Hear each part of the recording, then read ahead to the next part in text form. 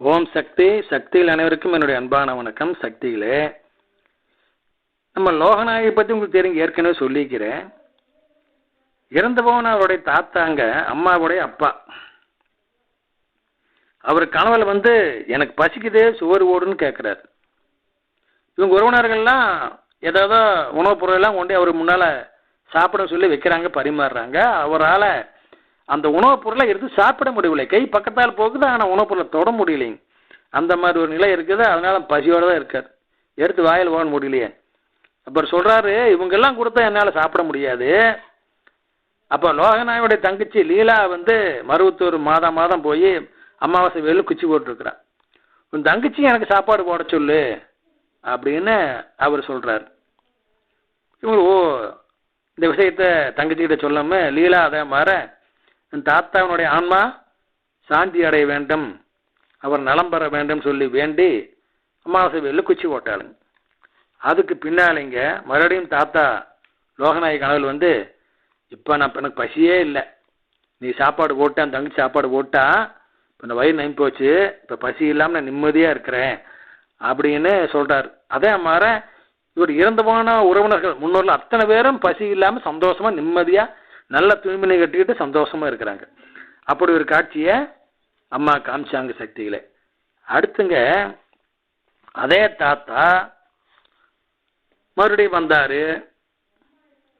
இப்போ என்ன காட்சி அப்படின்னா, லோகநாயகனுடைய சமையல் கட்டுலிங்க ஆட்டுக்கறி அடுக்கி வச்சிருக்குது. ஆமாங்க, ஆட்டை ரெண்டாக பொழந்துங்க, தோல் உரிச்சு ரெண்டாக பொழந்து கிட்டத்தட்ட ஒரு 5-6 ஆட்டை பொழந்து அடிக்கணும். எப்படிங்க ஒரு 10-15 உருப்படி ஆட்டை அடுக்கி வச்சிருக்குது. தாத்தா எனக்கு பிடிச்ச சாப்பாடு பண்ணி கொடுன்னு கேட்குறாரு. தாத்தாவுக்கு ஆட்டு பிரியாணினா ரொம்ப பிடிச்சி, ஆட்டுக்கறி பிரியாணி. உடனே லோகநாயகி அந்த அடுக்கி வச்சிருக்கிற ஆட்டுக்கறியிலிருந்து ஒரு குறிப்பிட்ட அளவு வெட்டி எடுத்து சிறு துண்டுகளாக்கி பிரியாணி பண்ணி கொடுக்குறான். தாத்தா அதை சந்தோஷமாக சாப்பிட்றாரு. சாப்பிட்டு முடித்த பின்னால் தாத்தா இந்த இப்படி தாத்தா கேட்டார், சமையல் பண்ணி கொடுத்தா, இப்போ சாப்பிட்டு சந்தோஷமாக போயிட்டார். இதுக்கு அம்மா விளக்கம் கொடுக்குறாங்க கனவுல. எப்படின்னா, நீ இப்போ லோகநாயகி மாதம் அமாவாசைக்கு சமத்து குச்சி போட்டுருக்காங்க. நீங்கள் அமாவாசை வேலுவில் சமத்து குச்சி போடுறீங்க பாரு, அந்த சமத்து குச்சி உங்களுடைய முன்னோர்களுக்கு அவர்கள் விரும்பிய உணவாக மாறி அவர்களுடைய வாய்க்கு போகிறது அப்படின்னு அம்மா சொன்னாங்களா. மனிதர்களாக இருந்தால் விரும்பிய உணவு, வேறாச்சும் விலங்குகளாக இருந்தால் அது புல் பூண்டு அது எதை திங்குதோ அதுக்கு தகுந்த மாதிரி உணவாக அது மாறி அவருடைய வயிற்றுக்கு செல்கிறது அப்படின்னு அம்மா விளக்கம் கொடுத்தாங்களா சக்தியில். அதே மாதிரிங்க கடைசியாக இந்த தை அமாவாசைக்கு முந்தின நாள் என் தாத்தா அவர்கள் கனவுல எனக்கு ஜிலேபியும் பூவும் கொடுன்னு கேட்குறாங்க.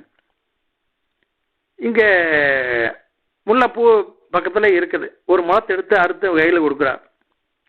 அவர் உதிரிப்பூவும் கொடுன்னு கேட்குறாரு. உதிரிப்பூவும் கையில் கொடுக்குறாங்க. கனவு முடிஞ்சது.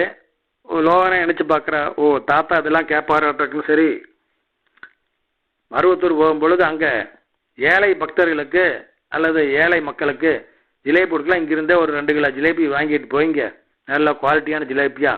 அதே மாதிரி மருவத்தூரில் ஏழை பக்தர்களுக்கு அதை கொடுத்தாங்க. இந்த பூவை என்ன பண்ணார் அப்படிங்கிற பற்றி அதில் ஒன்றும் சொல்லலைங்க சக்திகளை. அடுத்ததுங்க தாத்தா மறுபடியும் கனவுல ஆனந்த கண்ணீர் விட்டு அழுகிறார்.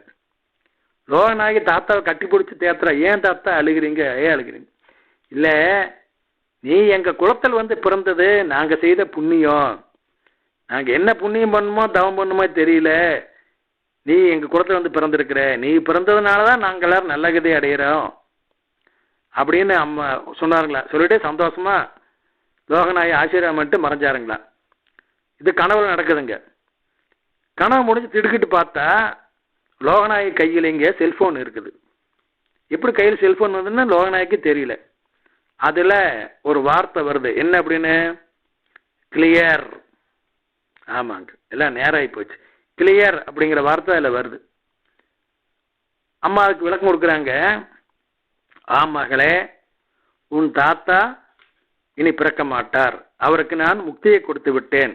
அதனால தான் அதை கிளியருங்கிறத சிம்பாலிக்காக உனக்கு காமிச்சேன் அப்படின்னு அம்மா சொல்லி உன் தாத்தாவை என்னோடு சேர்த்து கொண்டேன் அப்படின்னு அம்மா சொன்னாங்களா சக்திகளே. ஓம் சக்தி.